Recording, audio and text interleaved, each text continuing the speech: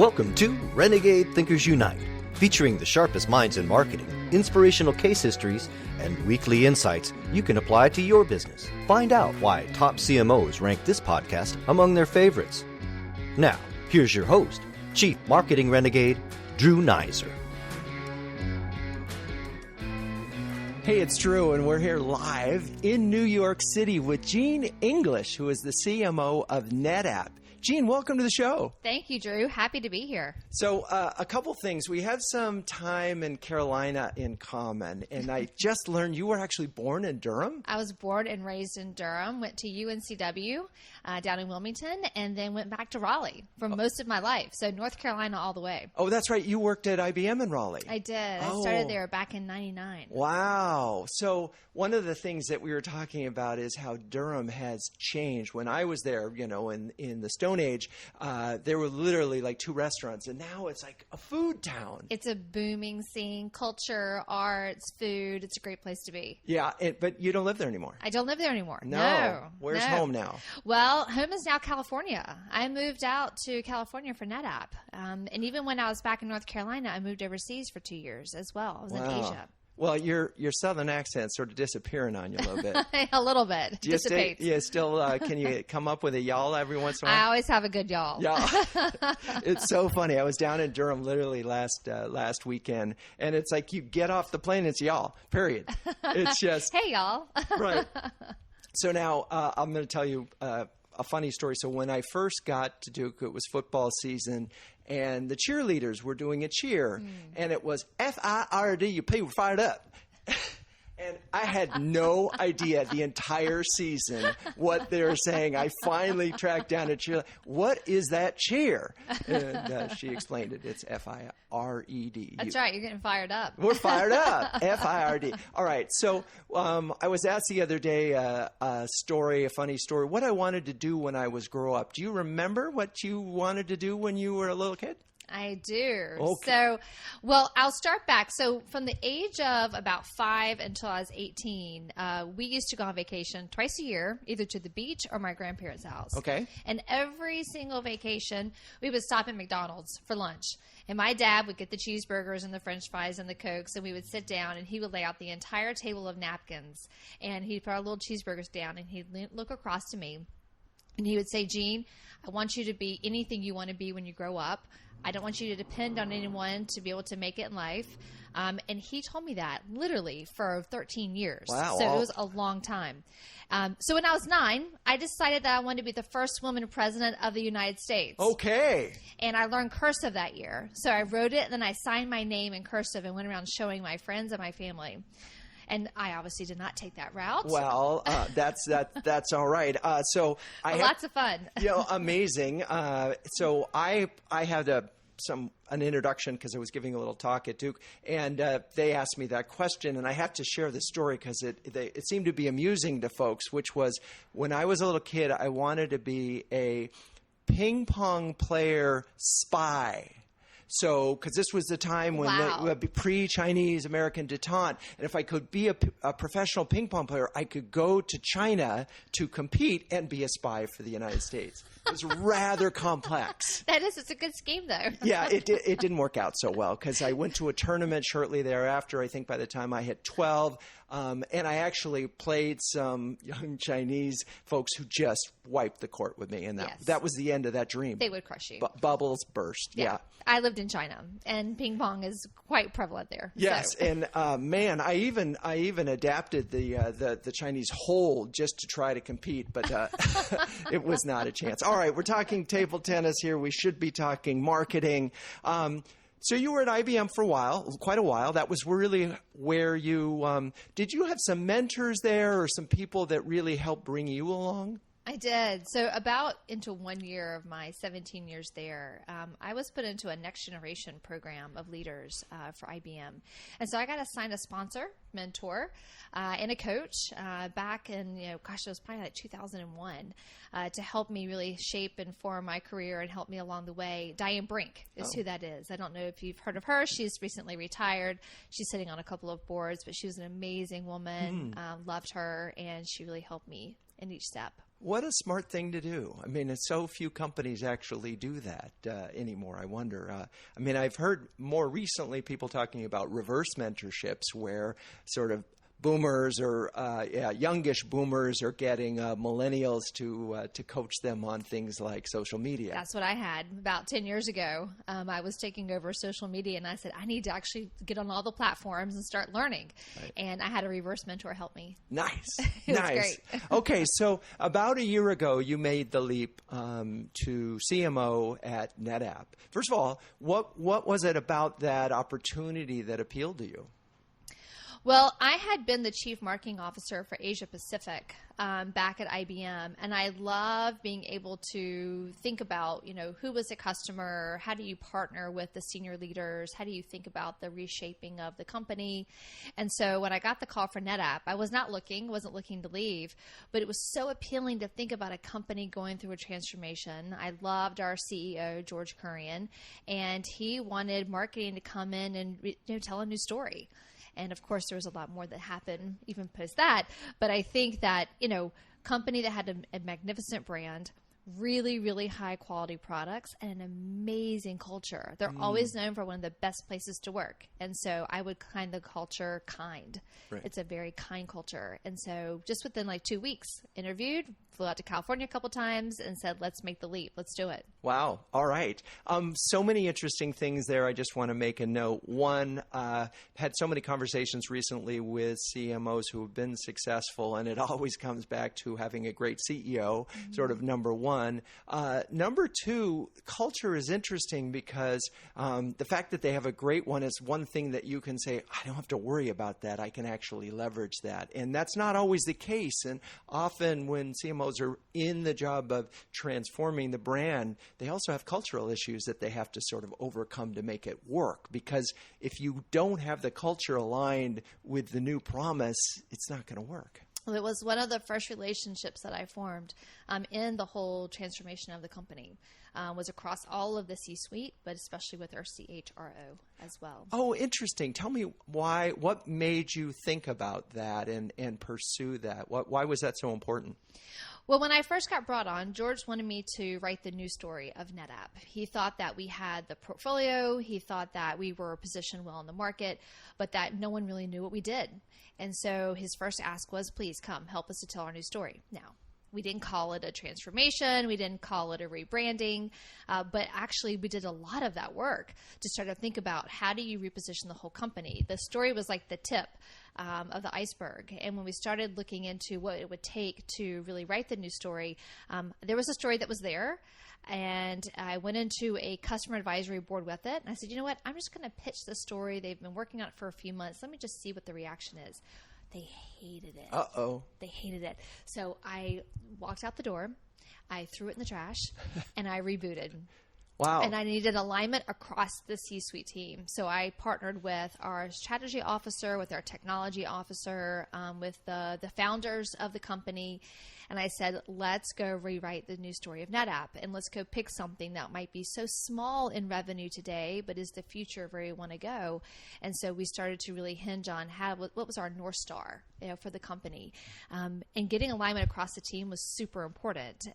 We went back to the CEO, we went back to his board, and basically said, let's tell the new story of NetApp. In that, though, I said, how are we going to bring along 10,000 plus employees with this journey, from talking about storage to data, from people knowing us as being this on-prem box company to being in the cloud and doing software and services and cloud services.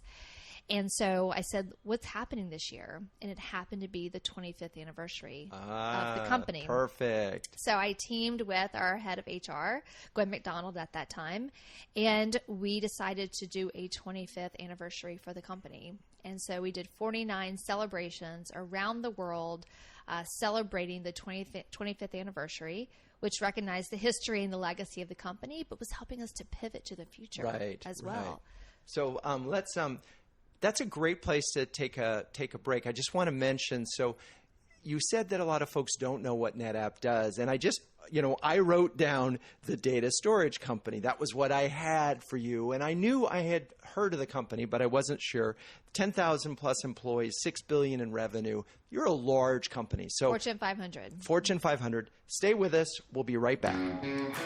Did you know that Renegade Thinkers Unite was ranked number 2 of the top 10 podcasts for CMOs by Crackerjack Marketing? Wow, we're really honored. Now, we couldn't do that without amazing guests, and we've had some amazing CMOs on this show, and also terrific listeners like you all. If you like what we do here, please subscribe on your favorite podcast player. That way, you'll never miss an episode. Also, as a special thanks, I'd like to send you a free ebook on Renegade Thinkers. Now, for that, just email drew@renegade.com. Now let's get back to the show. Okay, we're back. And we've been talking about, with Gene English, of CMO of NetApp, about pivoting and how you can take a 25-year-old company with a very strong track record and known sort of in the data storage world, as you said, as more of a hardware company, and transition. So as you were doing your homework and you partnered with all these folks, what were some of the key insights that help you build a platform for the future? Well, first we needed to look at what did our customers care about. And they were all going through pretty big transformations on their own, and they needed to leverage the cloud. They needed to create applications really, really fast and deploy them quickly. And so we had to think through what is the role of the changing environments of our customers, even with them creating digital transformation officers or data officers. How are they starting to think differently about their own data and their own transformation? So we said, what is it that we do to help them? And we said, well, hardware's, sure, people are still going to have on-prem storage. That's great. But more and more people want to use the cloud. And so we said we need to partner with some of the really big cloud companies and not just have a storage appliance, but really have a good data service for storage. And so we started partnering with Microsoft and Google and AWS. And we're actually the only company that actually works across all of those biggest clouds in the whole world. Wow. To help people manage their data. Interesting.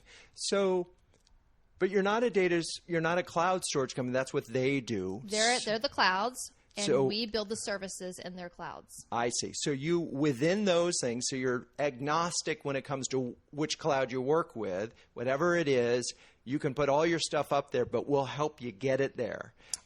And each cloud provider has their own unique value. Mm-hmm. And so we feel that our customers, they will choose the cloud that they want to be in. And mostly it's multi-cloud. Most companies aren't just choosing one. They're having to think across all of the clouds. Line of businesses, they're choosing the clouds they want to be in based on their own applications. And so we basically are working with our customers to determine what data they have, what should go in the cloud, what should stay back within their own environments. And we call that our data fabric. And we think that customers are building a data fabric for them. So, and that's an interesting, it's interesting language. It was the first time I had seen that when I was doing some homework for the show. What is a data fabric? And is that new language, and is that language that you created? We actually did create the term 5 years ago. Okay. George Kurian got on stage at our global conference and said customers are going to have to think about how they build a data fabric. It's really about how do they manage data and applications across any environment, cloud or back in their own data centers, so that they have consistent and persistent services across all those environments. It's all about managing their data, and they have to seamlessly be able to manage it in this time. And what's the fabric part? Is there a metaphor there? I mean, fabric, I feel I can touch it. Is there some meaning that I'm missing? Because I didn't quite. Well, it's all about the connective tissue for sure. All right. Being able to seamlessly be able to go across all those environments does need to be a fabric. It actually was just named as a top trend now in the Gartner latest trends for next year is data fabrics. And so we're excited that other people are seeing the value in this as well. Right, and hopefully you own the search term, so when anybody types it in, they find NetApp. So the coining that phrase and helping people understand a new way that data will be stored and used and so forth, were there any other insights that allowed you to sort of say, okay, we were here, we're kind of hardware, and now we're going to make this pivot in a way we can sort of bring that idea across? Well, we went through a whole branding exercise to think about, where are we today? NetApp is very technical. It's a technical company, which I love. I love that it makes really good products. So that's number one and the foremost. But sometimes a little timid. And so we said, how do we shift to be more strategic and bold and visionary? How do we start to pivot the company and even the personality of who we are and how we show up? So that was one of the big transformations too. Just be louder? Be more confident. Okay. Just be more confident out there. And it's funny because if you think about it, data storage is sort of behind the scenes, and you sort of acted like what your brand did. And now you got to be sort of more front and center because you got to be more front and center because it's about the data, not about the storage itself. Exactly. And so in some ways, I sort of felt like you were going from sort of dumb boxes to something smart and something that was there's more to it. And I was wondering if there was going to be services or insight or anything that sort of could come from this data, because nobody really cares about data storage. They care about what you do with the data. That's right. Well, in this pivot, we recognized that there was a break in the category of storage software. So we went to IDC and we said, we're seeing this break here. What do you see? And they actually agreed, and they created a new category called hybrid cloud data services, of which they called NetApp a visionary and a leader in that category because of our thinking around data fabric. From that time, so this has now been, I've been here almost 3 years. 2 years ago is when we came out with the new category was announced. We were being seen as a leader. And now we have, over 10 services that we provide on Cloud Insights, Kubernetes as a service. How do you think about backing up your data? How do you be able to migrate data? How can you work with this data in any cloud that you want to? And that's been in less than 2 years. Interesting. So a whole new division formed in the company. A whole new division formed to back up this new category. And it's interesting to me because categories, there's some excitement about creating your own category. And then there's this, we're the only ones in it. So you need someone else, a third party, to sort of say, to codify it, to say this is real, not just marketing. There's something there. There's a business. And therefore, we need to have analysts looking at it as a distinct idea. Was it hard to persuade IDC? And did the other analysts come along? It was not hard to persuade, I think, because once we provided some of the data on the breaks and what was happening with AI in data, what was happening with data in the cloud, they saw the opportunity. And we said, you go work it. We don't need to work it. Right, and it's good for them, I imagine, to have a new category, to be the leader in analyzing it. Okay, that makes sense. All right, because I know it's difficult if you are really in a new category, but if RFPs are going out in the old category, it gets a little tricky. And I know that some brands, particular smaller startup software companies, are sort of struggling with that decision. It's like, we want to be discovered over here when people are actually searching for something, but we're really different. And that's a tricky position to be in. Okay, so you want to get this message out. Let's talk about, first of all, how did you articulate it? And is there a 10-word or less encapsulation of this new position? Sure. We are the leader in hybrid cloud data services. And we believe that we are definitely the data authority in hybrid cloud. So part of that confidence and boldness and visionary is that we're an authority. We have advisors, we have services to help people to really be in a hybrid multi-cloud world. And so we're excited about where the transformation's going inside of NetApp, but more importantly, we're excited about where our customers are going. Okay, so hybrid cloud. I think I understand what that is. Yeah, hybrid multi-cloud now. Wait, multi-cloud as in Google, Amazon, that kind of? That's right. Okay, that's a multi-cloud. What's the hybrid part of it? It's sort of you have your own and you're having this, you have your local storage and you have, what does that mean? Well, I think the reality is that, yes, a lot of different workloads and applications are being either moved to the cloud or they're really leveraging services in the cloud, but some people still want to be within their own data centers too. There's some things they don't want to move. Right. And so we can help them with all of it. Okay. Hybrid cloud. So you have this idea. and it's essentially redefining a category. How do you then go about sort of launching it? And did you launch it internally first? I did. Good. Excellent. Check. Tell me how long you spent doing that before you launched it externally. Well, so when I first was asked to rewrite the story, remember, Right. I left the advisory board. Right. I threw it in the trash. That was in September. In October, I gathered the team. By December, we had written the first draft of the new story. We had actually started working out with IDC on this new category. We were, just saying, hey, we think there's something here. You go run with this. We were starting to launch the new brand and what would the brand look like and what was the big concept. We were also thinking about how do we reposition the portfolio and doing a lot of portfolio management work and thinking about capabilities of the portfolio.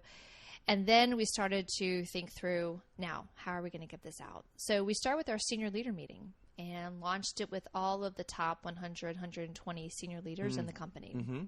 And let them know the story. We were on version 400 at that time. And then basically we had gotten their feedback and their input and their support. We then said, well, it's hard to transform if you can't get the front line of the sellers on board. Right. And so we actually went and designed and created all of the content and the training for our sales force that year in partnership with our head of sales. Perfect. And so did all of the breakouts, did all of the main stage content, and then really rolled out how do you think about this new story and what are the key customer needs that they needed to focus on with some key use cases as well. Yeah, I think that's so I'm leading the witness here a little bit, but so my next book, which is the Ridiculously Simple Playbook for B2B Innovators, once you have the big idea, the critical next step is to communicate to employees. And I've talked to a lot of CMOs, as you know, and that is one of those that is often overlooked, or they'll give it less than a month. In the survey that we did for the book, less than a month was the average for launching a new big idea. And I thought, how can you do that? How can you be successful when your employees barely get to see it before the customers? Yeah, we did everything internal first. And then when I talk about the 25th anniversary, that's when we unveiled it. We did that week with the analyst. We did it with over 10,000 employees. We'd already done it with our 3,500 sellers, with the senior leaders. So by the time we had gotten through all of those steps to get people bought in internally, we launched the brand new Data Visionary campaign externally in June. Perfect. Okay, great place to take a break. We'll be right back. You've been listening to another great interview on Renegade Thinkers Unite with Drew Neiser. But the value doesn't end there. As a listener, you can download a free ebook from Drew, Renegade Thinkers, interviews with 11 trailblazing CMOs any business can learn from. Top marketing thought leaders and proven executives from Time Warner, American Express, and Chico's, and others. Get your free copy at renegadethinkersunite.com/ebook. For listeners only at renegadethinkersunite.com/ebook. Okay, we're back, and we've been talking about launching a new brand and a brand campaign and the critical importance of doing it internally first. You talked about, as we were sort of wrapping up that second segment, you talked about data visionary. Yes. That sounds so cool. Talk about that and what that meant and how you brought that to life. Yeah, so we believe that our customers who are able to really harness the value of data in very, very different ways are visionaries. We have customers like DreamWorks that are good partners with us right now, and we're really helping them to reimagine how do they bring, their latest movie, How to Train Your Dragon 3. Their first one dragon on the scene, because it literally would break the machine if they had more. It would break the power that they were trying to drive. Now, over 65,000 dragons Wow. can show up. And so we basically have been helping them to reimagine how they bring joy and this entertainment to life through their movies. And so that is in good partnership with NetApp. Ducati is one of my other favorite stories. So we work with them to think about how do they get the data from every single sensor point on the bike bike? How is the rider experiencing that bike?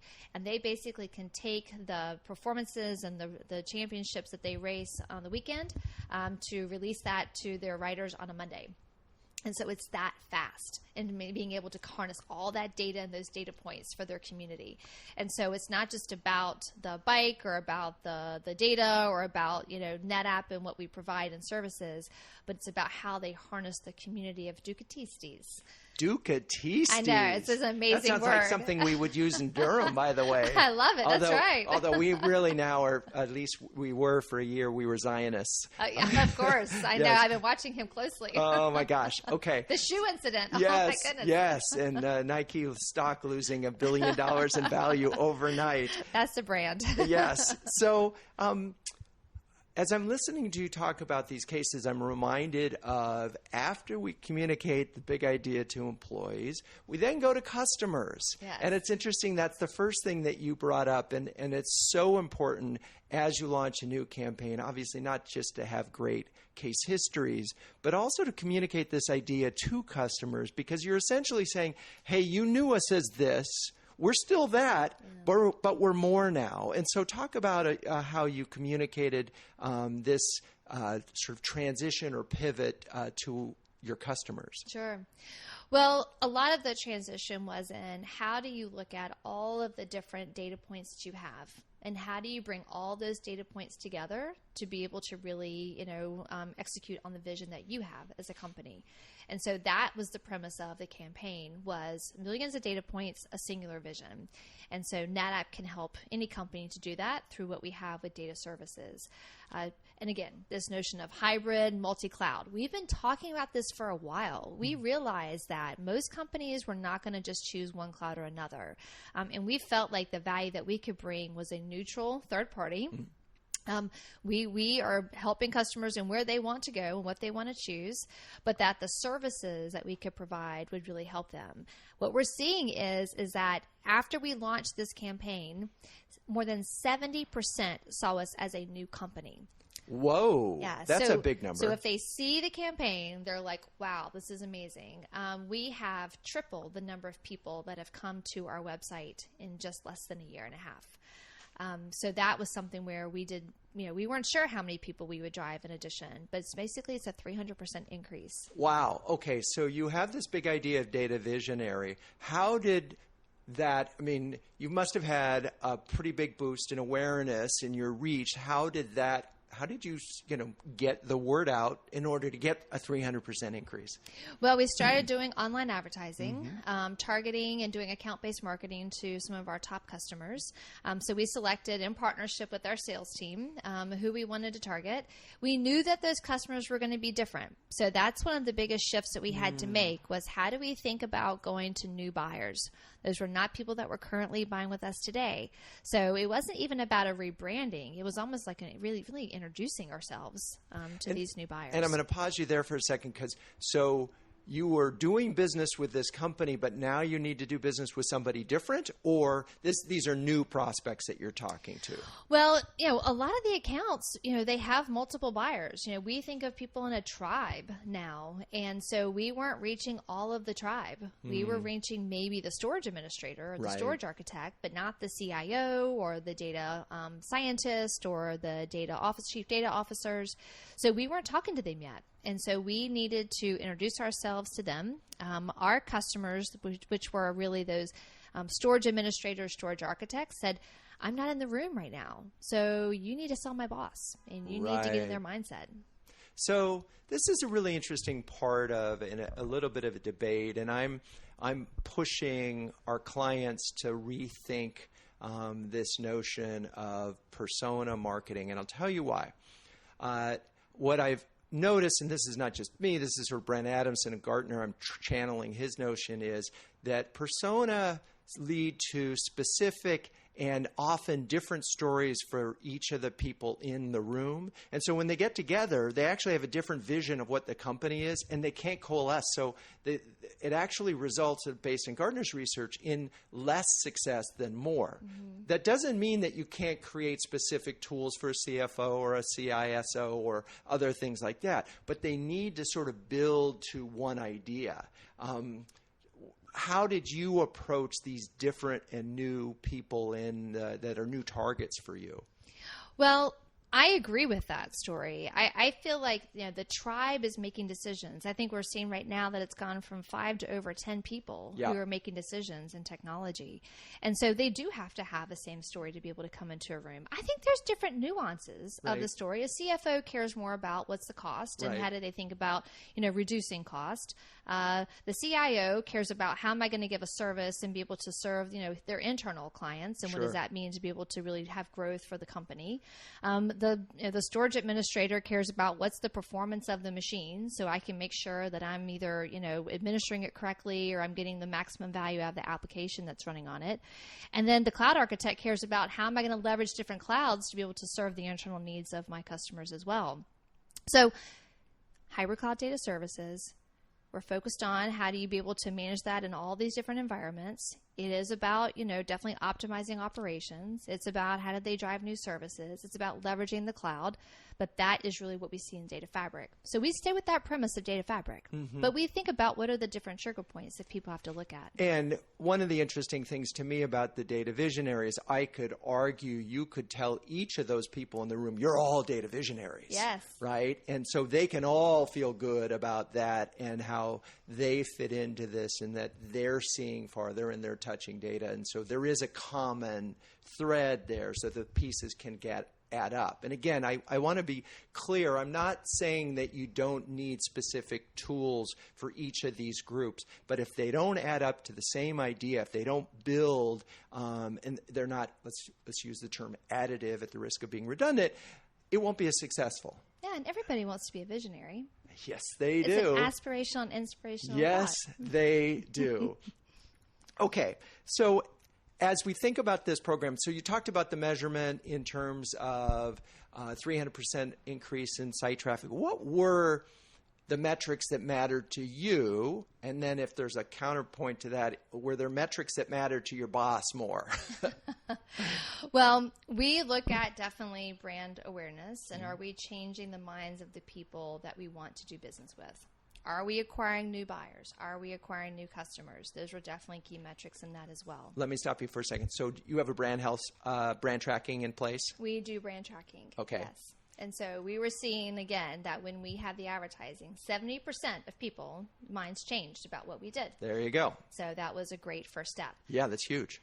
Second step, were we getting people to be able to then connect with not just the perception of NetApp, but did they actually start to engage with us? And so all metrics of getting more people to the site, and by the way, 84% of those people had never, ever been to netapp.com before. Wow. So they had never considered us, had never been there, and now they're starting to think about what the services that we had.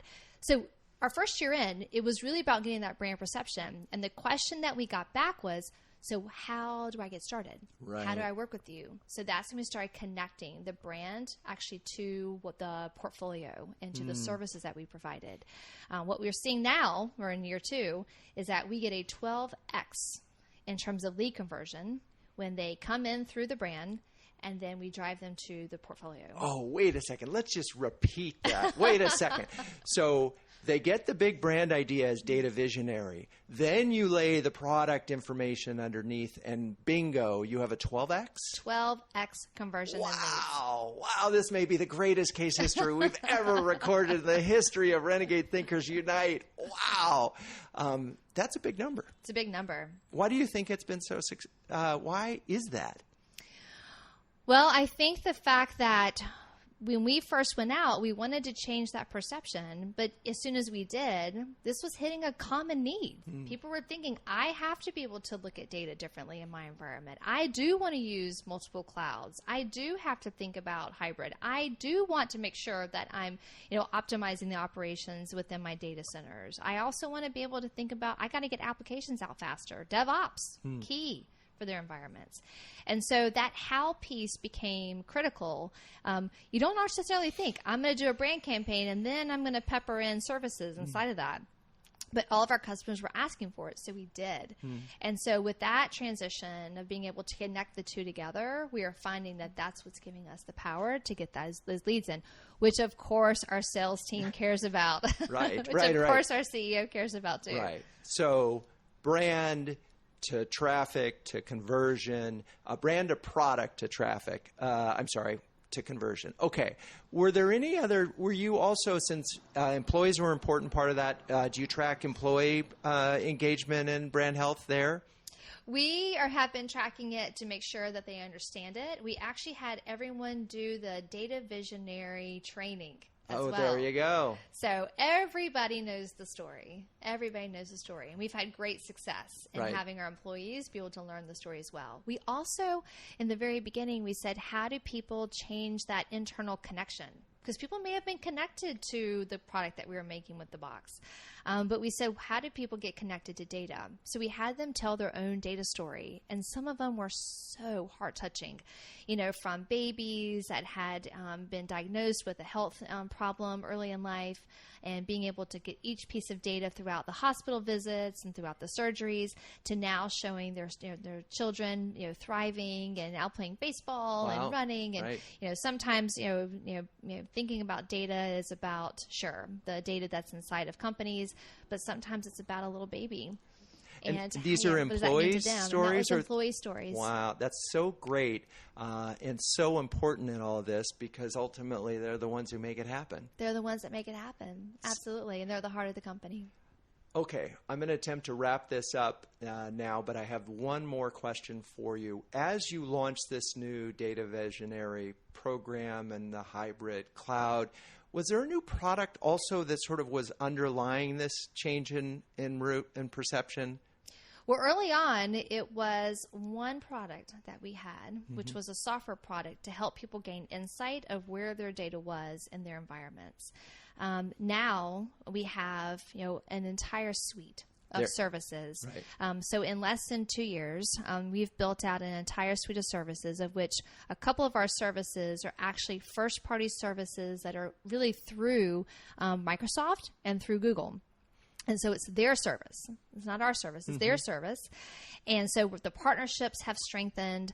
I think the whole ecosystem of relationships has strengthened, from NVIDIA with what we're doing in AI to, of course, the cloud providers that we're working with. But how do we think about, what those services are now that's really shaping the whole company? We put the vision out there. We said, here's the North Star, hybrid cloud data services. This is who we are. And I think the partnership and the strength of the leadership team to think through, what does it change in our portfolio? What do we change in terms of R&D? What do we change in terms of the partnerships that we create?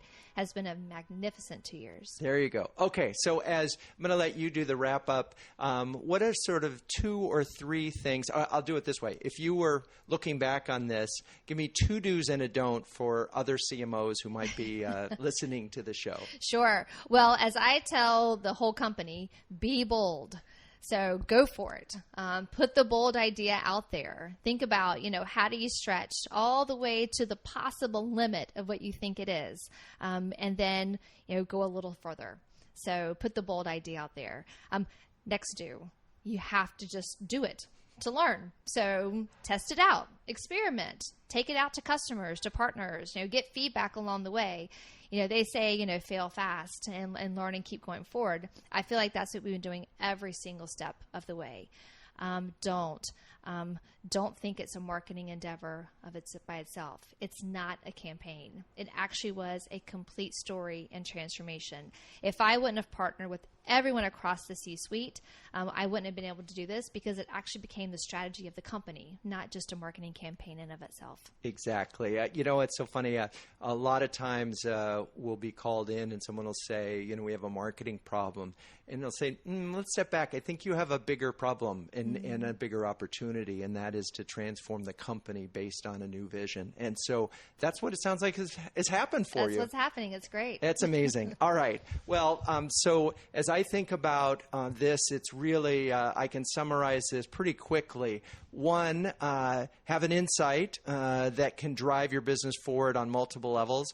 Two, have an internal sort of, in this case, you were really creating a new category. That helps. Three, make it real with some new products. Four, go right to employees and get them on board. Five, get your customers involved and celebrate them. They're the heroes of the story. And then finally, measure against each of those targets. So with that, Jean, thank you so much for being on the show. Thank you, Drew. It's been absolutely fantastic. Thanks for having me. And to all the listeners of Renegade Thinkers Unite, I'm so grateful for the time that you spend with us. I could also ask you a favor. Hey, write a review if you would, or just check the box on iTunes or your favorite podcast channel. And of course, until next time, keep those Renegade thinking caps on and strong.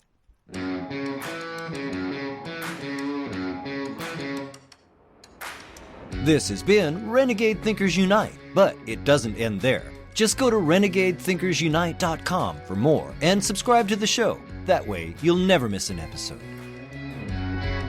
We'll talk with you next time on Renegade Thinkers Unite.